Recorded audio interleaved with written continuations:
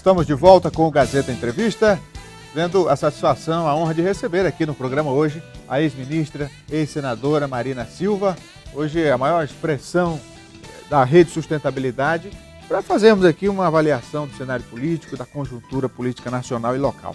Boa noite, ministra. Permita-me chamá-la assim. Então, a senhora tem se posicionado sobre alguns recentes assuntos que estão aí no debate político. Eu quero começar com aquilo que a senhora afirmou alguns dias atrás, de que é a favor das reformas que o Brasil precisa e que estão acontecendo aos trancos e barrancos. Eu gostaria do seu posicionamento, que a senhora detalhasse um pouco mais essa afirmação. Bem, o que eu disse é que o Brasil precisa de reformas, não necessariamente as que estão sendo feitas pelo governo Temer, que não tem credibilidade, não tem popularidade nem legitimidade para fazê-las. E da forma como elas estão sendo feitas. Desde 2010 que eu venho advogando a necessidade de reformas, até porque fui a única pessoa que apresentou um programa de governo, não o que está sendo proposto por esse governo. Reformas já vêm sendo feitas pelo Fernando Henrique, pelo presidente Lula e pela presidente Dilma. O Temer está repetindo o mesmo calendário. O problema é que as reformas que foram feitas anteriormente, elas não tinham a abrangência que essa que está sendo proposta agora tem, e tocando em direitos estratégicos dos trabalhadores, como, por exemplo, a questão da jornada de trabalho intermitente, né, em que um trabalhador é obrigado a ficar à disposição do empregador sem saber se será chamado, e isso corre o risco de que ele venha a ganhar menos que o salário mínimo, que é incompatível com a Constituição e, portanto, inaceitável. Um outro aspecto é aquele que diz que uma mulher grávida poderá trabalhar em situação de insalubridade ou de risco para a saúde, desde que tenha um laudo por parte de um médico. Se esse médico é da empresa, será que ele tem isenção para dar esse laudo? Outro aspecto muito prejudicial dessa reforma do governo Temer. Por exemplo, dividir o horário de trabalho, que é de almoço no trabalho, que é de 1 hora, para apenas 30 minutos. E o pior de todos é dizer que o acordo entre as partes sobrepõe-se à lei. Como é que o acordo entre as partes é maior do que a lei trabalhista? Nenhuma outra lei goza desse tipo de subterfúgio. Mesmo que você diga, não, eu sou uma pessoa que gosto de ser discriminada. A lei não permite que haja discriminação e, portanto, nada pode se sobrepor à lei. A propósito, a reforma trabalhista, no Senado, a oposição que mantinha essa opinião que a senhora traz aqui, não conseguiu vencer no voto e as senadoras, algumas ocuparam a presidência, ali a mesa, a diretora, etc.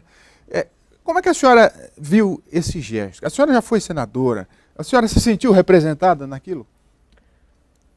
Eu me sinto representada na defesa da democracia, me sinto representada na defesa do combate à corrupção, na defesa da Lava Jato, e obviamente que o Congresso tem formas de fazer um embate político, que são as questões de ordem, as obstruções que são feitas, mesmo o debate de ocupar a tribuna. Existem formas democráticas que nos ajudam a não nos render à vontade da maioria. Eu mesma fiz a vida toda, né, o bom combate no plenário do Senado, mas obviamente que sem desrespeitar as regras do jogo democrático. Naquela semana, nós tivemos 2 ocupações indevidas do Congresso Nacional. Uma essa que, no meu entendimento, extrapolou a regra do jogo democrático, e uma até pior do que essa, que foi a invasão feita pelo governo Temer, que foi, com todo o seu aparato de distribuição de emendas para dentro da Câmara dos Deputados, aliciar deputados para não votar a favor do pedido de julgamento pelo Supremo da denúncia feita pelo Ministério Público. Como se não bastasse o aliciamento de mais de 140 milhões em emendas, ele pressionou para ter a substituição de 12 senhores deputados que iriam votar de acordo com a vontade dele, repetindo a mesma coisa que a presidente Dilma tinha feito quando do impeachment, que substituía parlamentares e fazia a distribuição de emendas. Quando eu digo que o PT e o PMDB são faces da mesma moeda, ou no nosso linguajar aqui do norte, né? Angu da mesma cumbuca, farinha do mesmo caroço, né? Eu sei do que eu estou falando, porque ambos usaram o mesmo expediente. Então nós tivemos dois tipos de ocupação do Congresso. A ocupação da mesa pelas senhoras senadoras, que no meu entendimento extrapolaram o jogo democrático da obstrução, da questão de ordem, do encaminhamento, do pedido de verificação de quórum, e uma pior ainda, que foi essa da distribuição de emendas e a questão da substituição de deputados interferindo o poder executivo diretamente no poder legislativo. E no caso da reforma trabalhista também, os senhores senadores abriram mão do seu legítimo direito de representar o povo e apresentar emendas e melhorar o projeto e transferiram para o executivo fazer isso por medida provisória. Quando a senhora ainda ministra começou a ter posicionamentos divergentes do governo, culminou com a sua saída do ministério, quer dizer, a partir dali, publicamente, um afastamento da senhora do PT, etc. E anos depois, quer dizer, a senhora foi a primeira que começou a falar em tudo que está colocado publicamente hoje em nível de corrupção, e anos depois vem o ex-presidente Lula sendo condenado. E a senhora já deu uma declaração de que ninguém está acima da lei. Naquele momento, a senhora imaginava que a história seguiria o curso que seguiu? Quando eu saí do governo, eu saí por divergências em relação à agenda socioambiental e por perceber que já começava ali um desvirtuamento do caminho originário que tínhamos e que eu considerava um caminho virtuoso desde a fundação do partido. Mas naquele momento a divergência fundamental foi colocar o Mangabeira Unger para coordenar o programa Amazônia Sustentável, e porque ele estava fazendo pressão para revogar as medidas de combate ao desmatamento, juntamente com o governador Blairo Maggio, o governador Ivo Cassol e toda a bancada, digamos, ruralista contrária à proteção da Amazônia. E, obviamente, que naquele momento ali já se tinham os indícios, porque foi ali que começou também a questão do mensalão. E eu só posso ver com tristeza. Hoje nós estamos vivendo uma situação dramática na história do Brasil. Nós temos uma ex-presidente que foi impeachmentada e só não foi cassada juntamente com o governo Temer, o presidente Temer, porque o TSE resolveu desconsiderar as provas que foram apresentadas fartamente pelo relator, o ministro Herman Benjamin, e temos o primeiro ex-presidente da República condenado pela Justiça e temos o primeiro presidente em exercício a ser denunciado pelo Ministério Público com pedido de autorização do Congresso para ser julgado pelo Supremo. Ou seja, nós temos uma situação dramática. Então, isso não é motivo de celebrar, é motivo de ficar triste.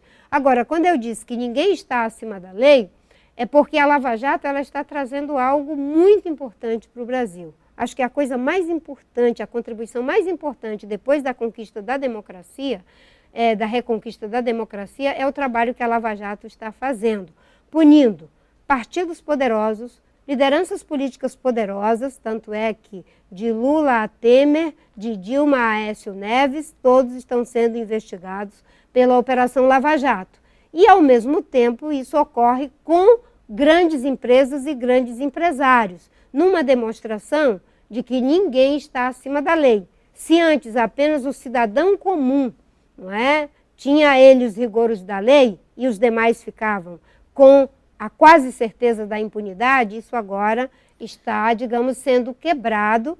E eu digo, ninguém é poderoso demais, importante demais, não é forte demais para estar acima da lei. É claro que ainda há a possibilidade de recorrer e devemos assegurar o amplo e legítimo direito de defesa para todas as pessoas, porque ninguém é a priori culpado e ninguém é a priori inocente.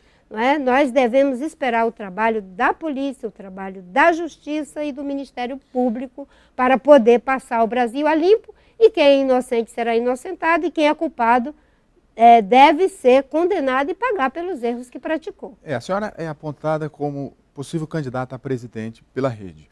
E o debate vai fluindo, a Operação Lava Jato vai avançando e vão diminuindo os nomes e partidos limpos capazes de disputarem uma eleição e serem legitimamente eleitos e exercerem seu papel. Enfim, isso acaba lhe dando vantagens, porque os nomes vão ficando cada vez mais escassos. Como é que a senhora vê o cenário, avalia até o ano que vem?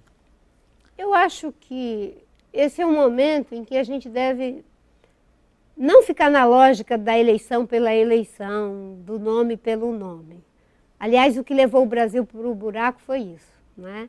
Porque os grandes partidos, PT, PMDB, PSDB, os partidos da polarização, eles há muito deixaram a ideia de projeto de país, de projeto de nação, por projeto de poder, projeto de eleição por eleição.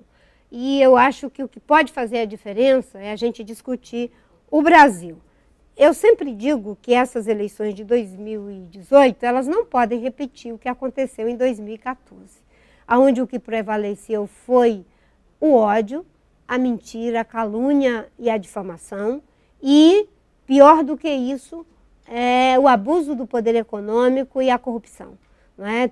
Tivemos, assim, dinheiro de caixa 2 aos milhões, e nas duas campanhas, tanto de quem foi para o segundo turno com Dilma, quanto da própria Dilma e do seu vice Michel Temer. Eu tive 22 milhões de votos dos brasileiros e eu tenho muita gratidão a Deus e à população brasileira, porque esses votos foram votos livres e soberanos das pessoas que deram de acordo com a sua consciência. E eu lamento profundamente, porque o eleitor da Dilma, o eleitor do Aécio, eles foram enganados. Não é? Porque ali nós tínhamos o abuso do poder econômico, o caixa 2, o dinheiro da corrupção e marqueteiros pagos a peso de ouro. Não é? E agora nós sabemos de onde veio esse dinheiro para mentir, para caluniar. Portanto, eu espero que 2018, independente de quem sejam os partidos que terão seus candidatos, que se faça uma campanha colocando a verdade, mas colocando propostas. Nem a Dilma nem o Aécio apresentaram um programa de governo. Eu apresentei e paguei um preço muito alto por isso. Não me arrependo, porque ninguém pode ser presidente de um país sem apresentar um programa de governo. Mas se 2018 for mais polarização, mais briga do poder pelo poder, entre os grandes partidos que já se prepararam para continuar no poder, né, com um mega fundo partidário, diminuindo o tempo de televisão dos partidos pequenos e deixando tudo entre eles para ficar tudo do mesmo jeito. Para a gente encerrar, vamos falar do encontro que a senhora participa aqui no Acre, da rede, né, para discutir a conjuntura, incluir a juventude no debate. Qual a sua expectativa?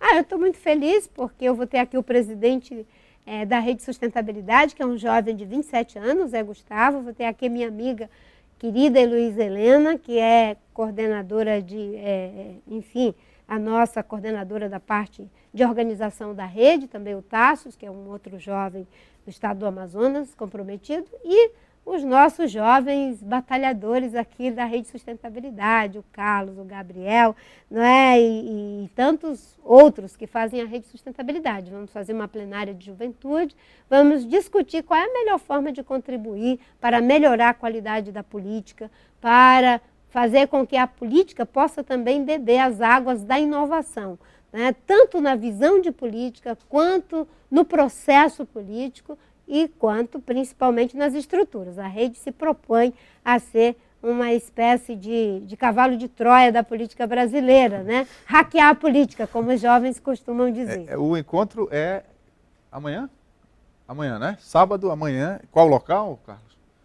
No Holiday Inn. O Carlos Gomes está aqui, veio acompanhando a ministra. Obrigado, Marina. Eu é que agradeço. A gente faz um intervalo, daqui a pouco o Gazeta Entrevista volta. Continue com a gente. Até já.